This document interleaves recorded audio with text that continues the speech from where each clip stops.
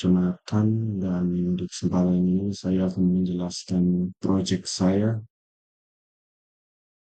Sustainable Development Goals, terutama yang nomor 4, yaitu pendidikan yang bermutu. Judul dari proyek saya itu peningkatan literasi digital bagi siswa SMP.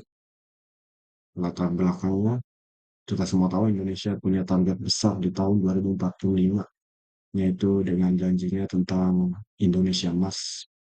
Dan untuk mencapai Indonesia Emas, di mana kita tidak lagi punya kemiskinan di berbagai sektor, kunci utamanya adalah sumber daya manusianya harus unggul. Artinya pendidikan yang lebih advance. Sejalan dengan itu, dunia juga punya janji yang sama, yaitu pendidikan bermutu sebagai landasan utamanya untuk mencapai impian negara. Dan di Indonesia saat ini, pendidikan bermutu artinya pendidikan yang siap dengan perubahan zaman. Artinya setiap generasi baru dan anak-anak muda harus beradaptasi dengan lingkup digital. Mereka harus menjadi pengguna internet yang cerdas dan memanfaatkannya untuk perkembangan negara itu sendiri. Sekarang rumusan permasalahannya. Bagaimana kita memastikan kalau siswa-siswa SMA ini bisa menggunakan internet dan memanfaatkannya di tengah gempuran informasi dan resiko di dunia maya tentang banyaknya berita-berita hoax. Dan hasil temuan saya, efek digitalisasi terhadap remaja Indonesia, kita lihat dari data Kementerian Komunikasi dan Informatika, secara konsisten menunjukkan bahwa siswa-siswa ini walaupun punya ponsel dan aktif di media sosial, mereka tidak memiliki cukup skill dan mindset untuk membedakan berita yang benar dan salah. Jadi mereka masih sangat-sangat mudah untuk dimanipulasi oleh media. Dan survei Asosiasi Penyelenggara Jasa Internet Indonesia menunjukkan angka perundungan cyber di Indonesia masih sangat tinggi dan penyebaran konten-konten negatif masih sangat sering di kalangan pelajar Indonesia.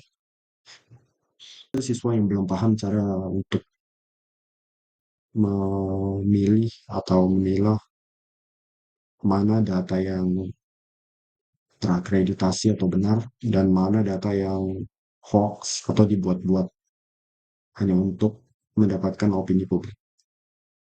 Dan dari berbagai studi jurnal pendidikan yang ada di Indonesia, seringkali kita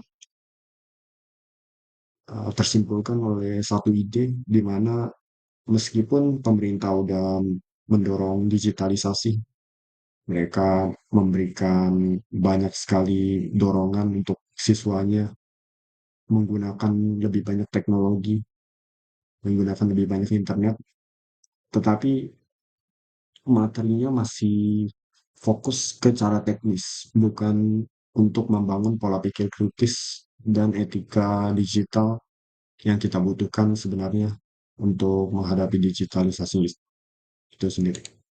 Dan solusinya adalah pertama aksi sekolah. Sekolah harus menjadi garda terdepan yang mengintegrasikan cara berpikir kritis, etika digital dan keamanan siber seperti menganalisa berita yang ada, menjelaskan cara untuk mengetahui etika-etika yang ada di dunia maya.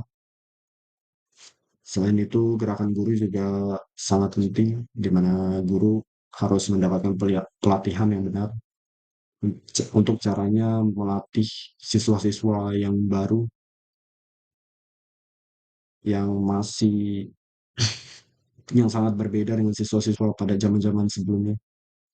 Dan inovasi siswa, di mana kita perlu membuat program-program yang penting yang berhubungan dengan digitalisasi di sekolah agar siswa semakin paham dan semakin terbiasa dengan hal-hal digital.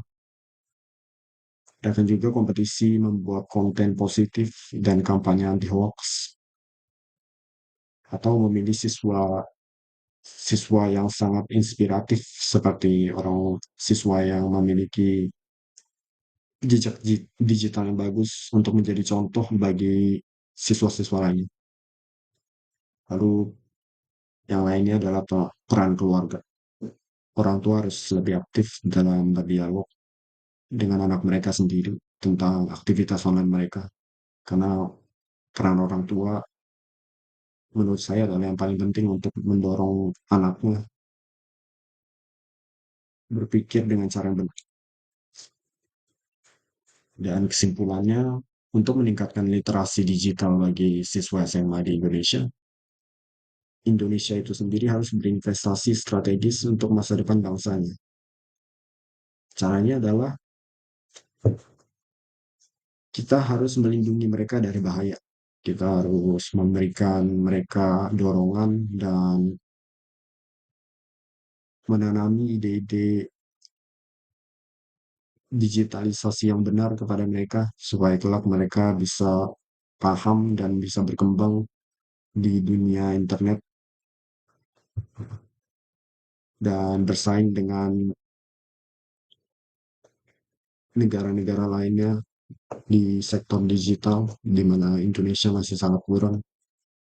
Dan menurut saya sendiri Indonesia adalah negara yang memiliki potensi yang tidak terbatas bagi dari segi inovasi energi dan pendidikan dengan tingginya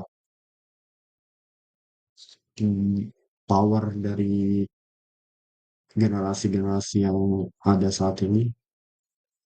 Jika digunakan dengan benar dan didorong dengan benar, maka Indonesia akan berkembang.